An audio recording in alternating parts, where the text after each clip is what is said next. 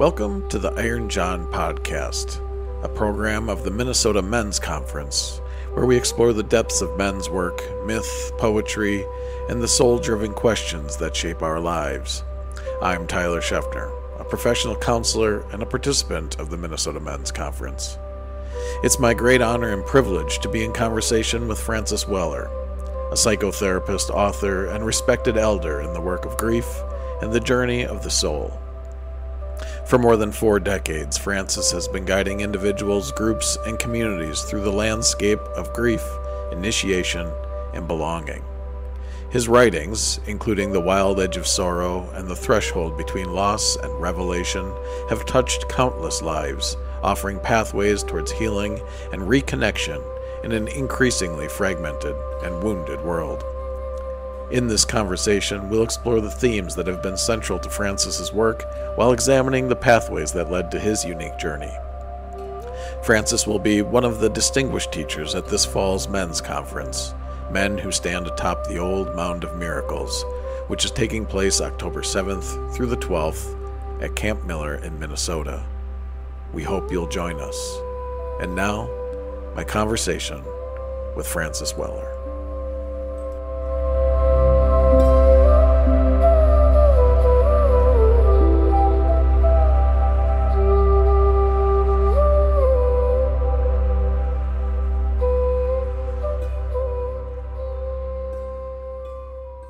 Hey there. Good morning. Good morning, Tyler. How are you? Well enough? That's a great answer. Yeah. Well, I'm still here. and when you say here, where are you? I'm in Sonoma County, about 70 miles north of San Francisco, Russian River, Redwoods. Yeah. Okay. Mm-hmm. Is that where?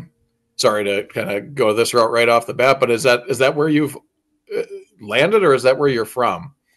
No, I landed here in late 70s. I am from Wisconsin, actually. Oh, I didn't know that. Yeah. No kidding. Came out here when I was 22. Where? Yeah. A little town called Chilton. No kidding. Yeah. Yeah, I'm from Sheboygan Falls, so this really? is yeah. We played you. You were our arch enemies in our high school days. Yeah. So wow, I had no idea. Like this is a strange thing. Actually, just having this presence with you, just because you're maybe the most influential teacher in my practice, and so just having this ability to communicate, but then to find out you're from Chilton, like that's just next level for me.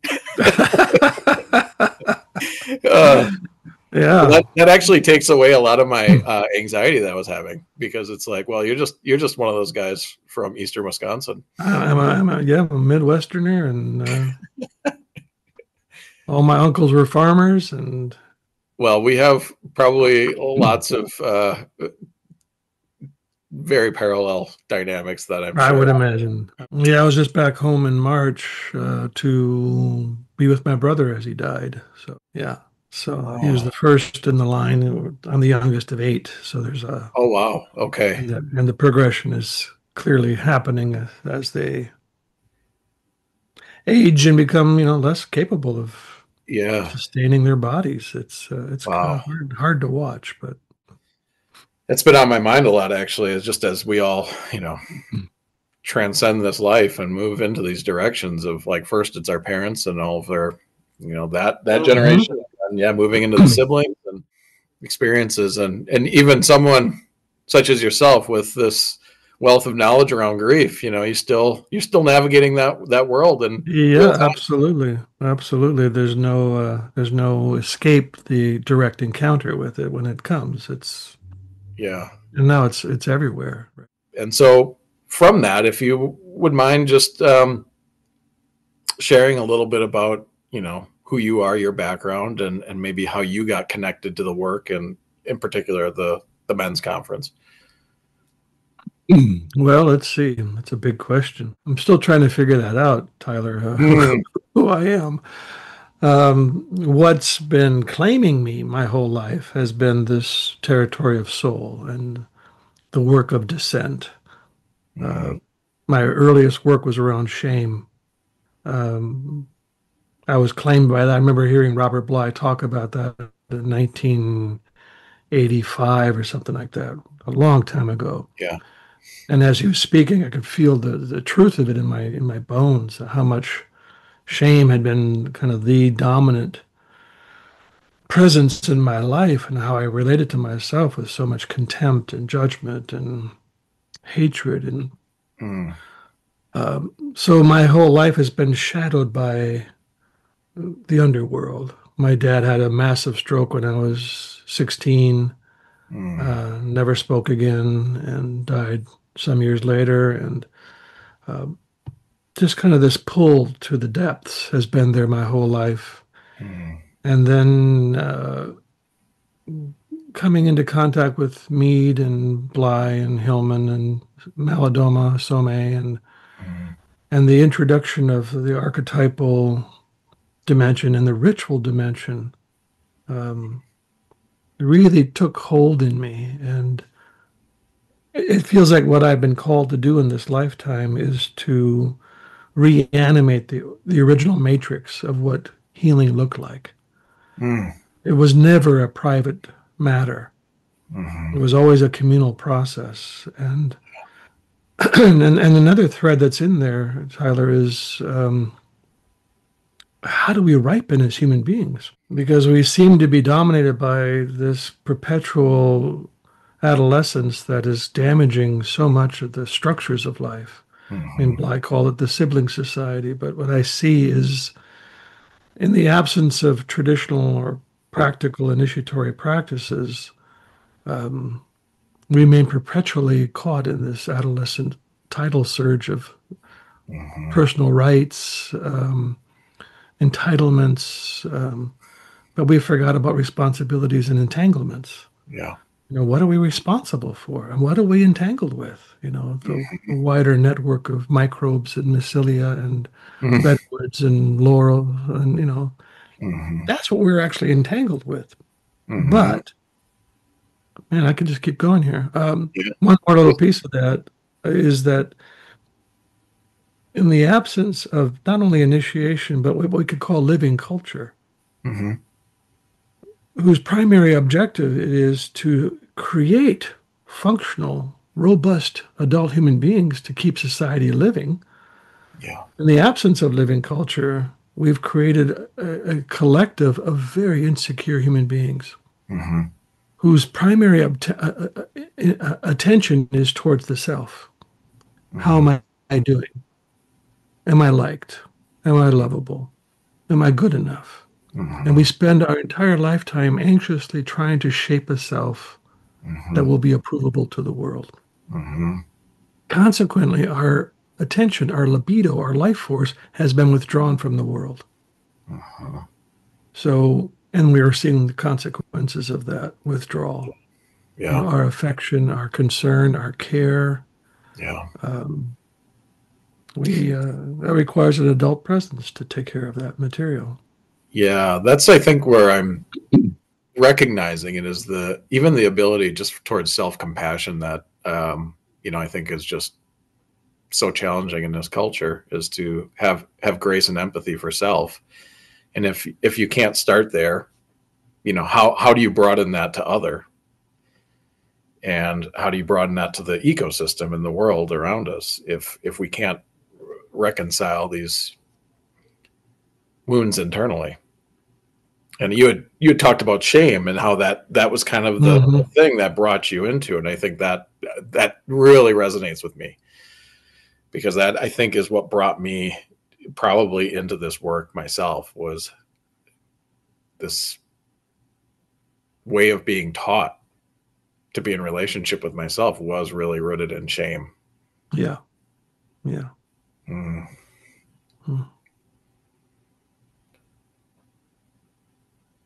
So when you educationally, and I just want to kind of get some foundation of this, like when you left your hometown and went to school, like what was your initial pursuit? What were you seeking at that point of your life? to avoid going to work.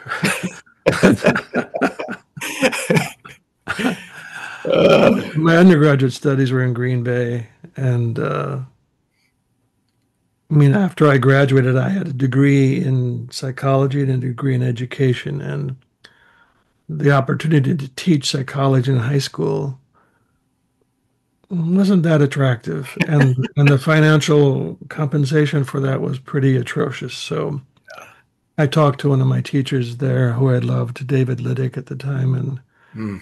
we talked about graduate schools, and he gave me this big book of graduate programs across the country based on humanistic psychology kind of ideologies. And I was looking through and I saw this one paragraph description of John F. Kennedy University in Orinda. I said, I'm going there. Mm. And everyone else had pages of descriptions of their programs. JFK just had a paragraph. Somehow I knew Mm. that's where I was going. So I wrote them a letter because you're supposed to do an in-person interview, but Mm-hmm. that was way before internet, and I was not going to Yeah. fly to California to say hi. Mm-hmm. I was 22 years old. I was just a Mm. kid, and they accepted me. And I came out here, started the program, and within a month, I heard this word transpersonal. Mm. I'd never heard the word before at that point. And there was a whole master's degree in transpersonal psychology, spiritual psychologies. Turns out it's the only one in the country certified to allow you to sit for the licensure as a therapist. So Mm. unseen hands, possibly, but something Mm. got me down the road, to this place, Mm. and I've obviously never moved back. I'm just so curious how people get into specifically this kind of realm that came out of, what Bly was basically talking about in Yeah. this, this type of men's work, I guess, for lack of a better word right now. Well, I can tell you in all honesty, my education had almost zero impact on what I do. Um, Once Yeah. I graduated, I'm again still just a pup, right? 22 years old, Mhm. 23 maybe when I graduated, um, but I found these mentors. I have had the most amazing mentors. Mm. When I graduated from JFK and got my license at 27 years old, again, way too young to be given a license to sit with people and do therapy, Mhm. but It's not the way my it is. fault. They gave it to me. But I was smart enough, Tyler, to know I didn't know shit about sitting with people. So I called the Jung Institute at that point and asked them for a list of analysts in the area that I could possibly apprentice with. Uh, And I called a lot of them. And when I talked to this one man, I said, that's who I want to sit with. His name was Clark Berry. mm. And first time I walked into his room, I looked at him, going, this guy's ancient. He must have been 60. How's he even standing up? I don't get it. But, Oh, man. just this, again, young kid walking in there. And the first thing he teaches me, he reaches over and he pats this big rock. I don't know if you read my book or Mm. not. Yeah. No, I He said, remember this story. Yeah. he said, this is my clock. I operate at geologic speed. And if Yeah. you're going to work with the soul, you need to learn this rhythm. Yeah. And he points to his clock. He says, it hates this. And Yeah. that was like my whole graduate studies was right there. How do Yeah. you teach people to slow down enough to listen to soul Mm-hmm. in a manic culture? People come Mm-hmm. into therapy driven by an obsession with change, usually based on self-hatred. Yes. And soul will not tolerate an agenda of Yeah. self-hatred for change. So my work has been to how do we come back into geologic speed? How do we slow down enough to Mm. listen? Then in 1992, just another part of my education, or Mm-hmm. to acknowledge that, I had a dream, or I was in a dream, I should say. I don't like claiming dreams. I was in a dream where I'm sitting at a kitchen table with James Hillman, and we're talking about furniture refinishing or something like that. And Mm-hmm. he gets up and walks over to this closet, opens the door, and there's this chest of drawers in there. And the drawers are very narrow. And he opens every drawer and pulls out a piece of paper from each drawer. And on there is the bibliography of, starting with Jung, then going back to Vico and then down to Ficino and all the way down to Heraclides. And he looks at me and said, "This is your family tree." Oh, wow. So in 1992, I was claimed. I found my soul lineage. You know, we have our genetic lineage. Yeah. Sometimes that's helpful, sometimes it's not. Yeah. But I had this soul lineage, Wow. and they have become my constant presence in my life. I talk to them and I relate to them. They come in dreams, and they have informed me so much about my work in the world and what I've been drawn to. And then you hear, you know, in the teachings of Bly or Hillman or any of these guys, those resonate with that territory. Yeah. So I was finding the resonant signatures out in the world that corresponded to what my soul was taking me toward, and that was that. You know, I've tried to leave it on occasion. I tried in my late 20s. I was involved with this organization, and he was the uncle of my wife at the time, and I wanted to be his heir apparent. I wanted so badly to be his chosen son. And he hated Jung. Oh. He thought Jung was so regressive and Hillman. So I got rid of all of my books.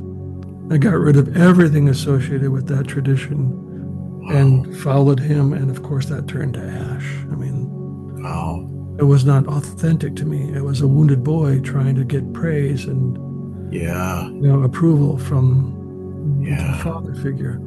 And so I had to go out and repurchase every one of those books. It's like my lineage was not going to let me go. And thank God it didn't abandon me when I abandoned it.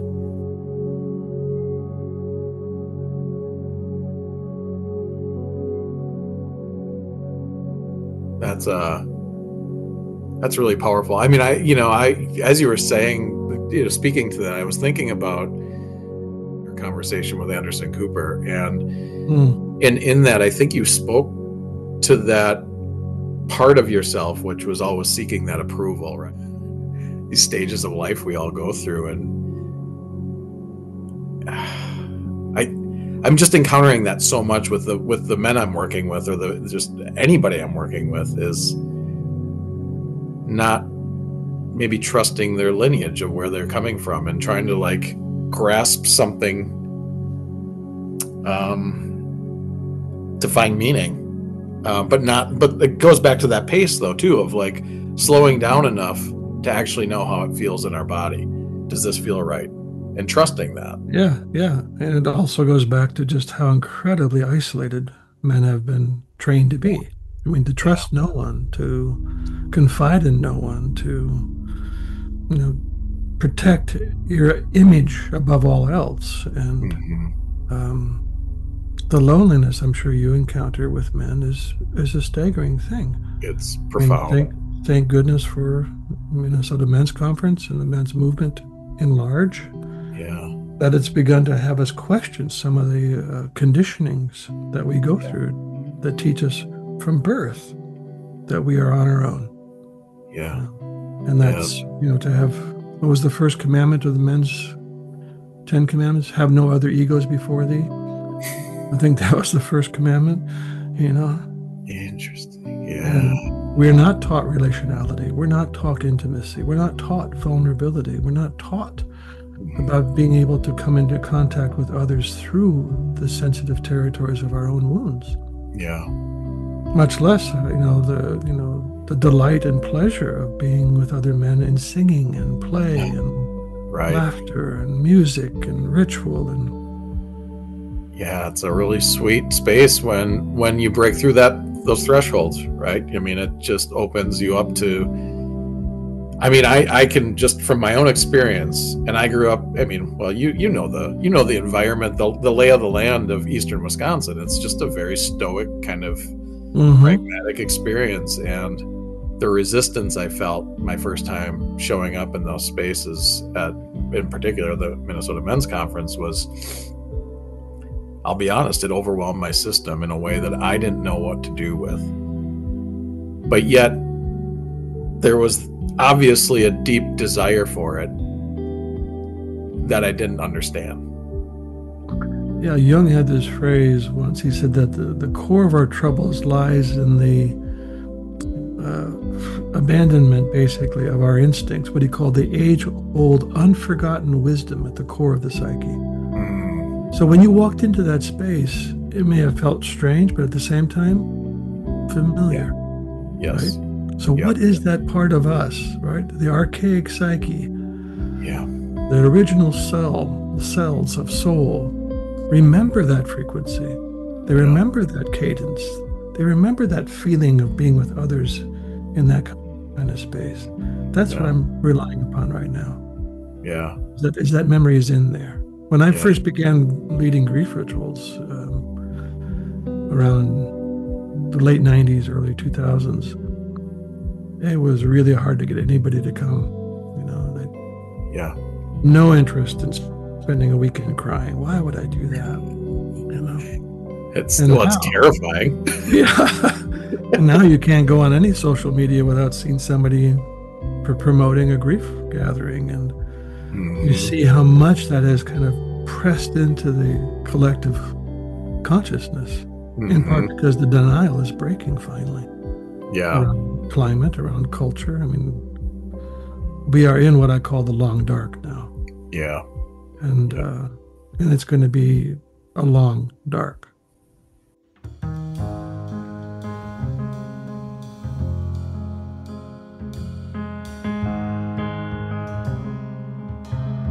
Is necessary.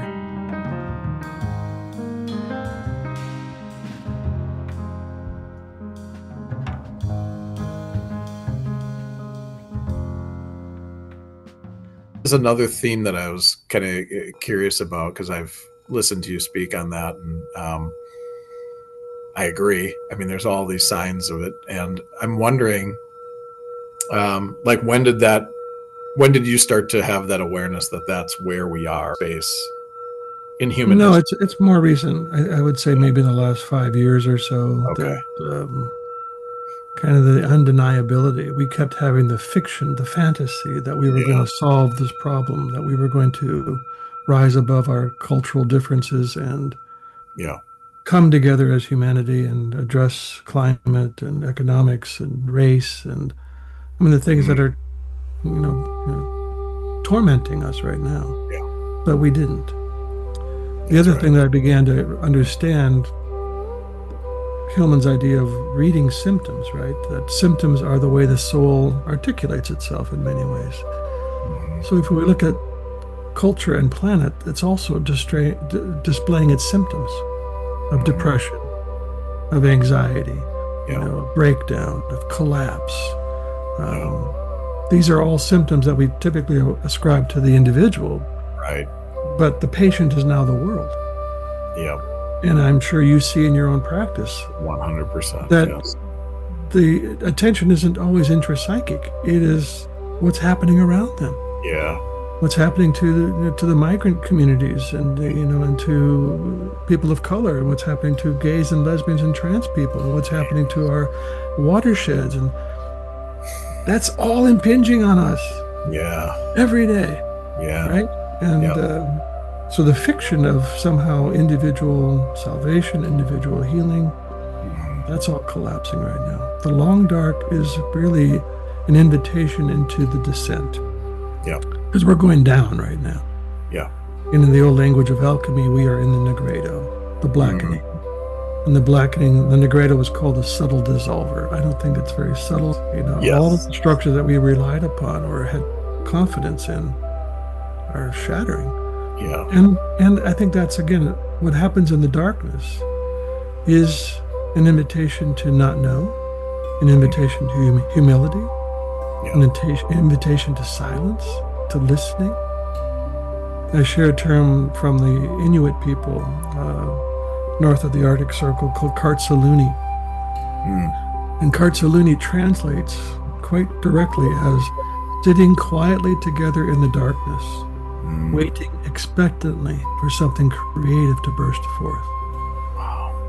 Isn't that beautiful? It is great. And these are the whalers. These are the people who go out hunting for whales.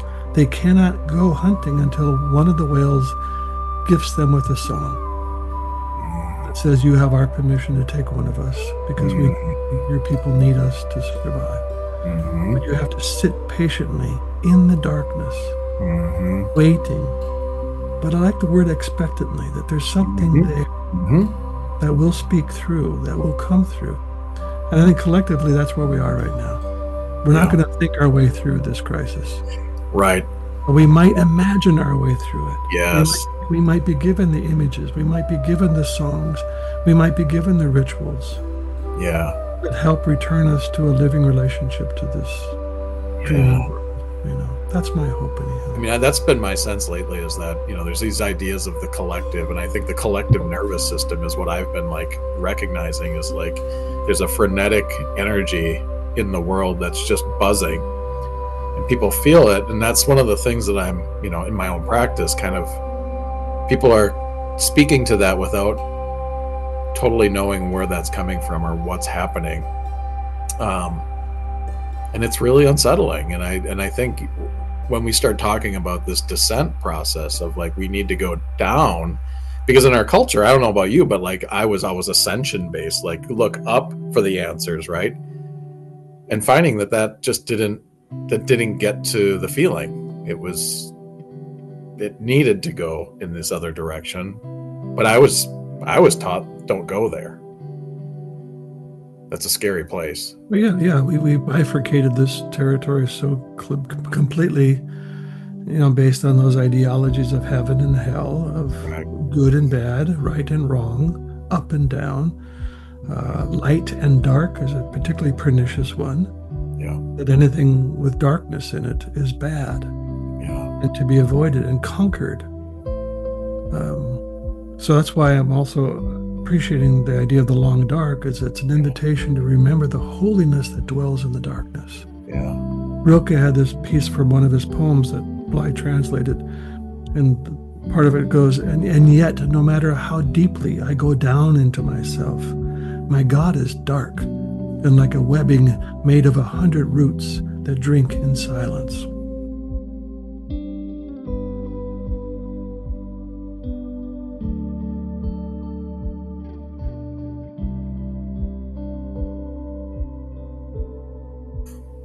And that's an entirely different image of God, right? Yeah. My God is dark and like a webbing made of 100 roots that drink in silence. So that's giving us a different way of approaching darkness, not as something to ascend from, to rise above, but to go into. It's like our heartbeats right now are happening in total darkness. Yeah. As is our lungs and our blood flow, and what I see outside my windows is there because of what's happening under the earth. Yeah. Right? All of these trees, all of these beings, everything depends upon what's happening in the darkness. Yeah. And we don't know how to be in relationship to that. Yeah. So I think that's part of the big education right now. And that's also part of the reason why I think we have to look to traditional people and to people of color as our teachers right now. Yeah.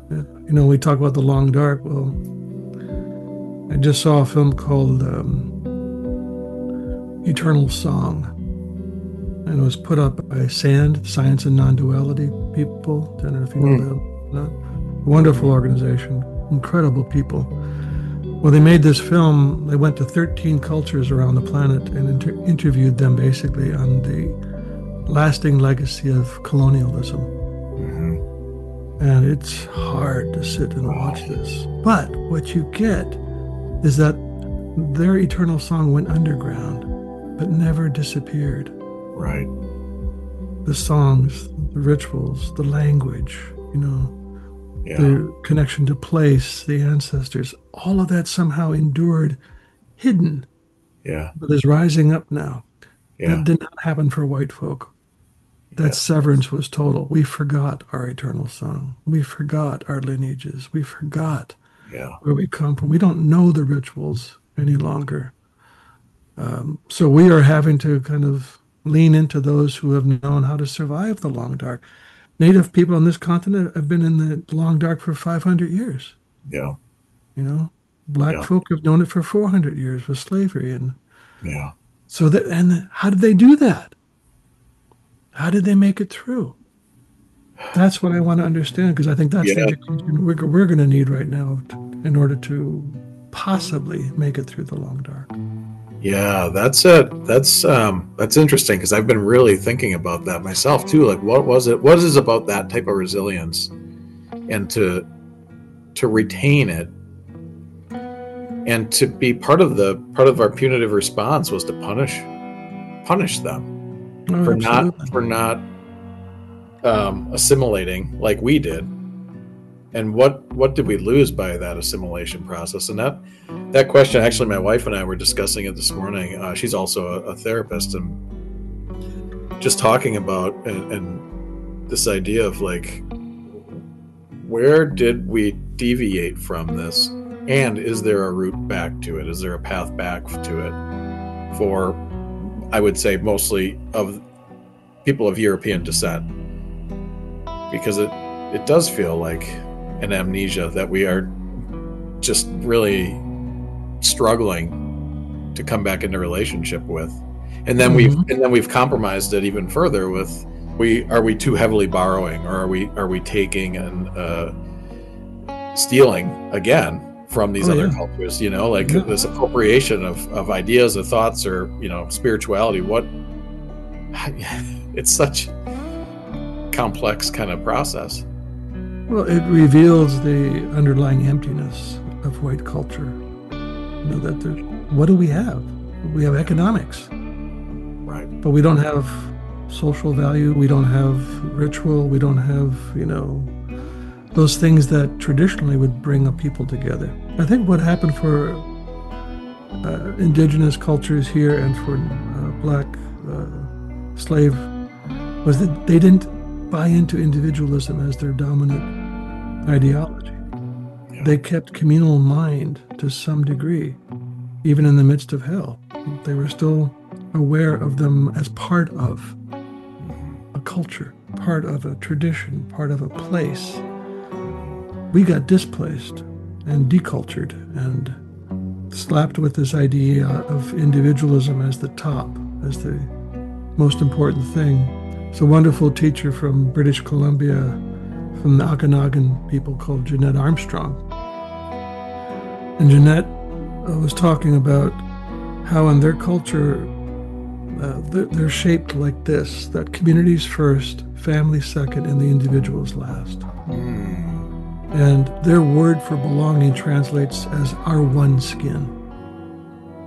And imagine knowing that in your bones, that you were intricately connected to not only the other humans in that place, but also all the animal beings and the birds and the stones and the rivers, and that you were a part of that, where we feel apart from it.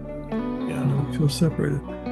And she said that, you've inverted that almost completely in white culture, individual first, family second. And you use the word community a lot, but it's empty. It's rhetoric. It's thin, it's anemic. So that's what we're trying to bring, not the shapes of tradition, of rituals and things from other cultures, but the values. Those values are translatable: restraint, reverence, respect, mutuality, reciprocity, gratitude. Those values are translatable. Right. And again, the practice of humility and deep listening. I have really tried to hear and listen to what is emerging from the dreaming earth. What rituals do we need to do in order to return? We're not going to probably remember what we did for me in Germany. But I am feeling the living earth here as a dreaming body. And we are being given rituals. We've done some beautiful rituals. They've become part of the ritual cycle of our community, The grief work, the gratitude work, the renewing the world ritual, the reclaiming rituals. they are beautiful Yeah. and they are reparative. Yeah. How in because you're trained as a therapist, as a marriage and family therapist. Is that your Yeah. when when I'm trying to articulate this appropriately, but like how did you blend? Because these, this is not how most people are trained in mental health at No. all. Like you were saying about your education, like you threw, I 100% agree. Like my education came from working with people who have suffered. Yeah. That's where it came from. And Yeah. so, but the blending of those two things, and I'm curious how, when you did work individually or with groups, how did that look, or how did you incorporate? So, because some people would say like, well, this is very shamanic, or it has those elements of an indigenous ritual process. What do you, yeah, what are your I thoughts on think this, that? I think it's so ordinary to Yeah, do what we do. It's like we just did a training for, I don't know, 700 plus people on leading grief rituals. And one of the questions was, do we have to be a therapist? Can we swear on this program?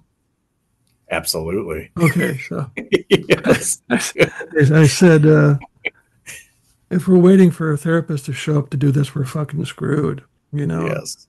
uh, Yeah. I said, what's more ordinary than learning how to sit with other people Yeah. in their sorrow? Yeah. How do we make this somewhat occultish? How do we make this specialized? How do we Mm. sitting with people in grief? Yeah. That should be the most common thing we do. So when I'm sitting with people in my practice, or when I did sit with people, um, I really appreciated the courage to walk in the door. Yeah. Because that already was an act of, hopefully, of self-compassion, not just self-hatred, getting you in the door. Mhm. But when you sit with them for a moment, you begin to understand that.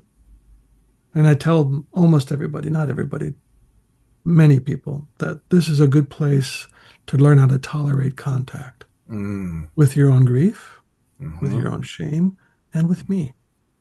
Mhm. So, but ultimately, you're going to need a larger holding space for your psyche to feel that what's needed for healing will be offered. And Mm. that's ritual ground. Yeah. That, again, was the original healing matrix, was communal ritual. Yeah.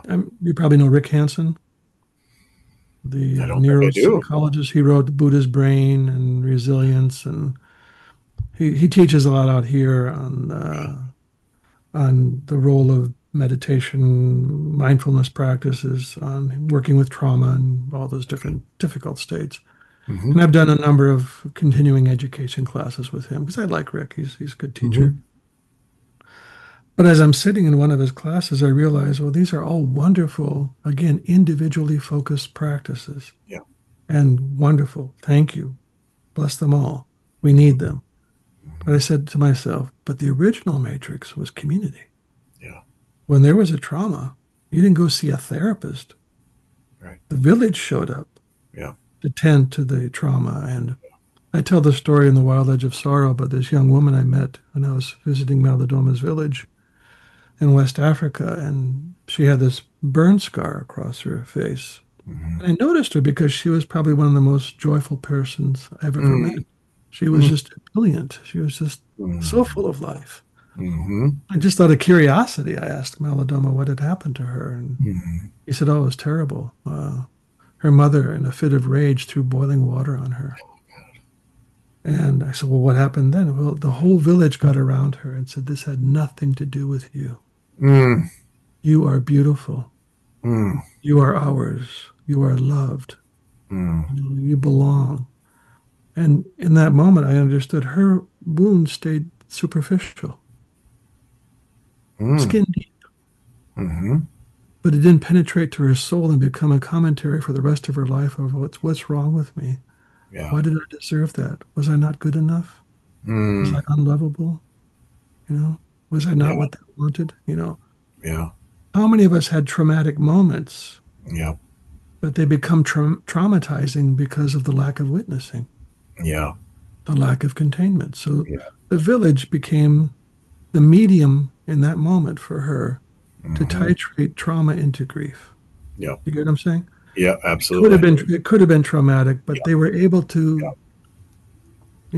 level it down to just, that was really sad. That Yeah. was really sad that happened. But it didn't, again, become a lasting marker on her sense of identity. And Yeah. most of us had to face those things in isolation with no mediating impact of community. Yeah, that's and I think, oh man, that just opens up so much around how this culture just, because we lack a mechanism like that, how that unprocessed grieving then becomes intergenerationally passed on. And so, like, I was, after I wanted to bring this up because I was gifted your book by my brother-in-law because we had so many conversations about it. And when I first started reading it, one, I had to take a lot of breaks because it overwhelmed my system. And I also I've had this internal sense I wasn't ready for it. Like, I just wasn't at a place where I could actually kind of absorb what the information was. And then recently, I started doing more group facilitation around grief and loss. And so I went back and I was reading it.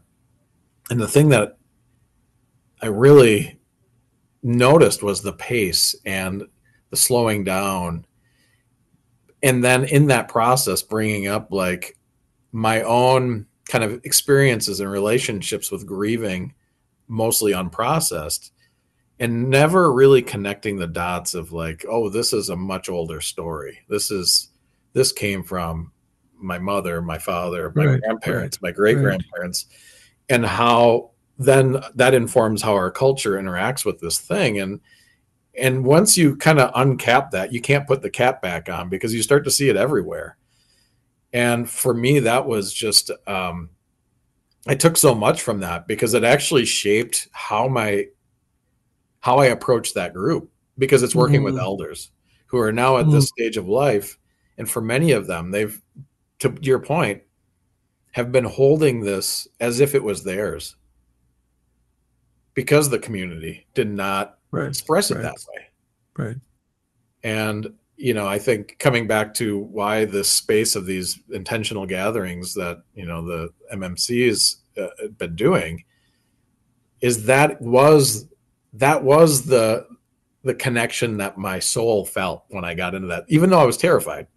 Right. It was that, like, oh, I can be held and be held by other men in that way. Shocking. It's shocking. It really, really blew my system apart. Good.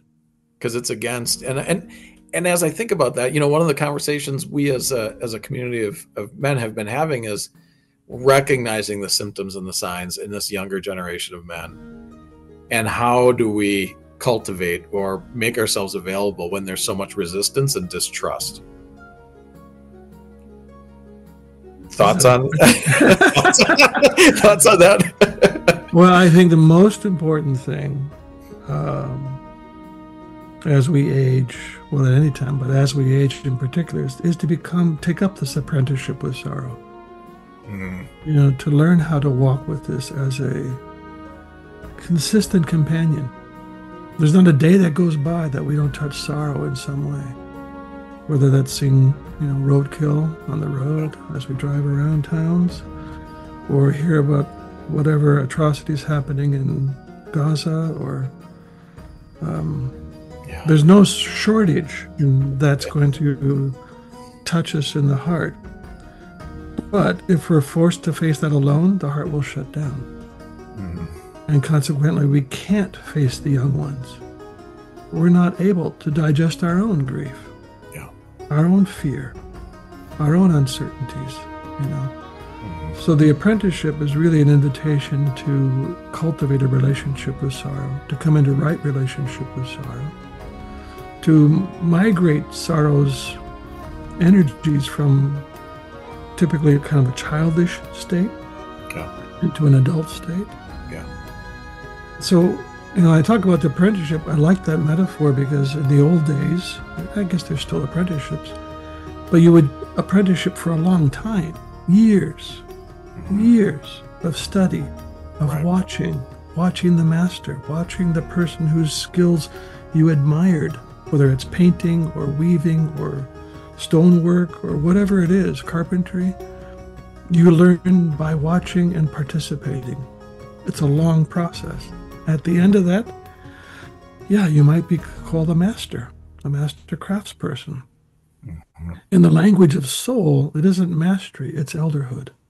Mm-hmm. That the apprenticeship leads to a ripening of your soul so that you can be an elder standing present in the community. Years ago, one of the men who first went through initiation with me and my team, and then became part of the team leading initiations for many years, his name's John. John's daughter had a dear friend die by suicide. Mm. And so there was a funeral being held, and hundreds of people showed up for these. There was one under those big tents outdoors. And a friend came with John to this gathering, and after it was over, the friend said, well, let's go. And John said, no. Do you see that? He looked down into the tent. It made me cry. Mm. There was a huddle of broken-hearted teenage children, young adults, boys, girls, all of them. And John said, my place is right here. I'm not moving until they're done. So that's an elder. Yeah. Nothing in the newspaper about it. Yeah. No right. 6 o'clock headlines about. That's right. But an ordinary man knows what he's supposed to do when he's developed a relationship to soul and to sorrow. Yeah. He knows his place, and he knows how to show up for the young ones in trouble. Mm-hmm. And that's what I'm seeing happening. We're getting a lot more of the young ones coming to our grief gatherings. Mm. And what they're wanting to see is adults who are able to grieve. Yeah. Who care? Yeah. Because if the heart shuts down, all we see is ambivalence. All we see is self-interest. Yeah. But we don't see communal mindedness. We don't see what Wendell Berry says, it all turns on affection. If our hearts are shut, our affection is unavailable for the world. Yeah. So I think one of the things that we need to do is to become fluent in the languages and traditions of sorrow. Because then when we see it in the face of the young ones who can't avoid it, right? I mean, it's in their face every day. Yeah, right. This collapse is right there around them constantly. Yeah. We can't look them in the eyes and say, I see you, and I see and I know what you're carrying. Yeah. What good are we?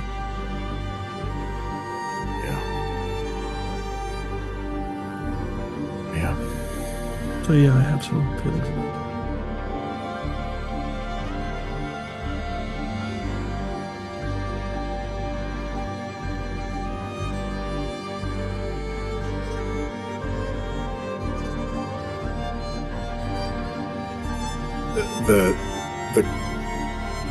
The themes that I'm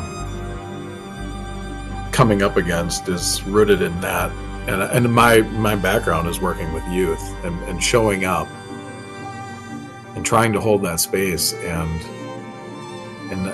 I think there's so much discussion around how we show up for kids, but if it's not coming from that place of recognizing the depths of the sorrow, which it often isn't. It's really aimed towards their ambitions of what they could accomplish or their goals in life, not really holding the weight of those feelings. And yeah,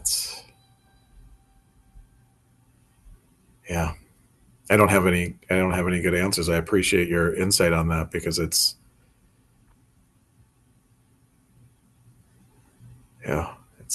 so big. Yes, it is. Yeah. I'm trying to, because I was never at the conference when you were attending or teaching. So I'm curious, when was the last time you attended the Minnesota Men's Conference? 2015. 2015. Oh, wow. Interesting. Yeah. I probably came like the year after, so I just missed you.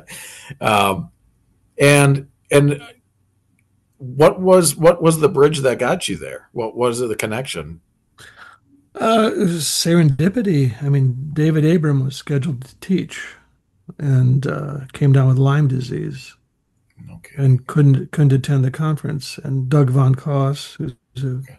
one of my dearest friends, said, "I know a guy you might like to have come and teach." And Interesting.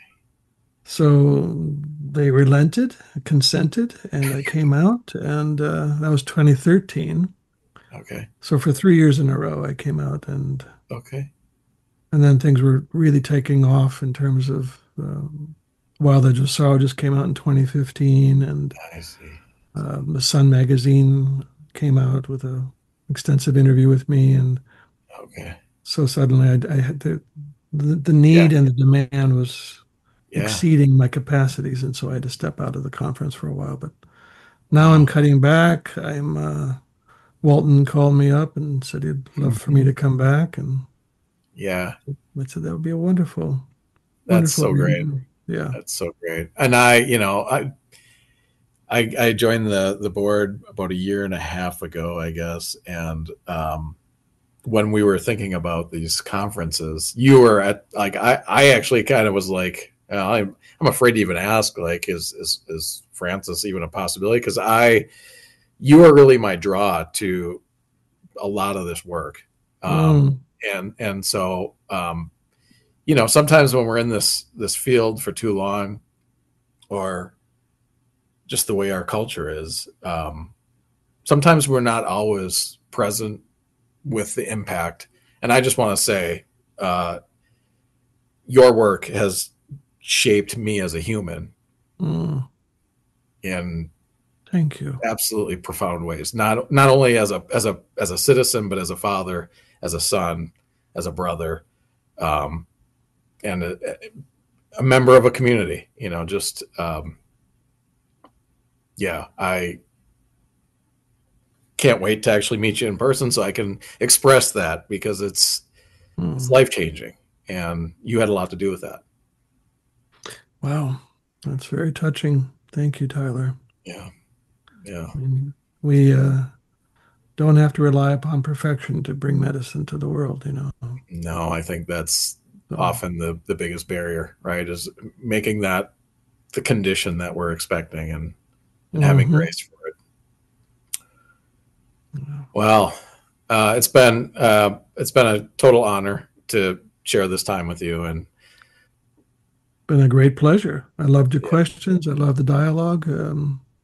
Right up my alley. Some good vital threads. So yeah, well done. yeah. Again, I immensely grateful, and wish you the best, and congratulations on the retirement. Yeah, thank you. Yeah, It's a strange word because it just means a kind of a lateral move to a different form of right. service. So Yeah, yeah. yeah. There's no retirement in this type of work. I mean, it's soul. It's just driven by. I say it's persistent and insistent. It doesn't stop demanding. So Yeah. All yeah. right. All Well, right, I'll see you soon. thank you much. We'll see you. Yeah, we'll see you in a couple months. Yep. All right. Take care. Bye bye. Goodbye.